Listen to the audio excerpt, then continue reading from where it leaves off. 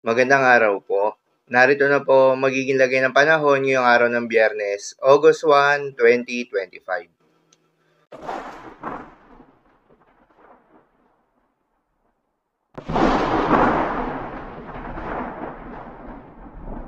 Sa kasalukuyan na tayong sa pag-asa, southwest monsoon o hanging habagat o yung hangin na nanggagaling sa may timog kanluran ang patuloy pa rin nakakaapekto sa malaking bahagi ng ating bansa, particular na sa may Luzon at Visayas. Dahil dito ay asahan pa rin yung maulap na kalangitan na may kalat-kalat na mga pagulan at thunderstorms. Habang sa bahagi naman ng Mindanao ay asahan yung generally fair weather condition, maganda at maliwalas na panahon sa umaga hanggang sa tanghali.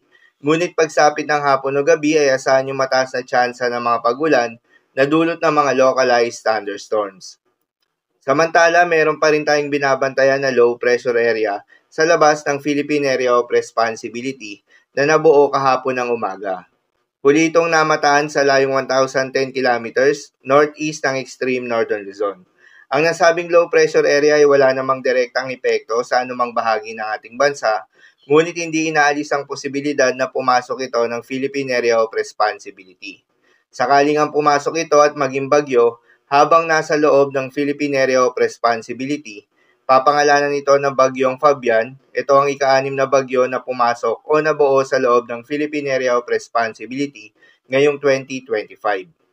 Para sa karagdagan na impormasyon, ayon sa Climatological Tropical Cyclone Track ng Pag-asa, nasa 2 hanggang 3 bagyo ang inaasahan na mabobuo o papasok ng Philippine Area of Responsibility ngayong buwan ng Agosto. At mataas yung tsansa ng mga bagyong ito na magkaroon ng landfall scenario, particular na sa may extreme Northern Luzon at Central Luzon. Kaya naman ngayon pa lamang ay maging handa na tayo.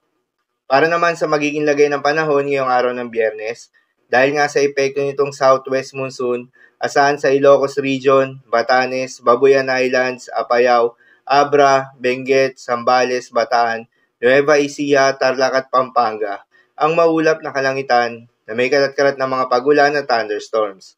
Posible ang mga pagbaha o pagguho ng lupa due to moderate to at times heavy rains. Habang sa Metro Manila, nalalabing bahagi pa ng Luzon at Visayas ay asahan naman yung bahagyang maulap hanggang sa maulap na kalangitan na may kalat-kalat na mga pagulan o thunderstorms na dulot pa rin ng southwest monsoon.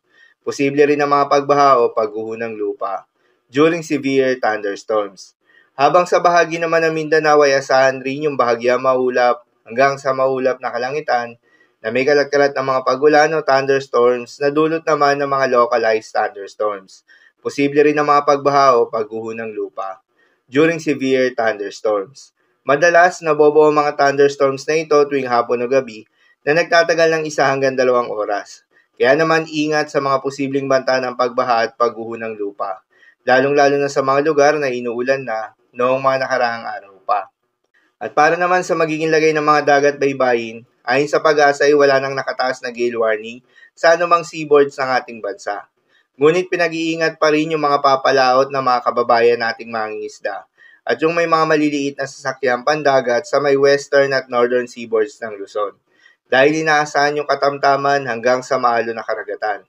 At sa nalalabing seaboards ng ating bansa ay asahan naman yung banayad hanggang sa katamtaman ng mga pag-alon, ngunit iba yung pag-iingat pa rin, lalo na kung meron tayong offshore thunderstorms activity.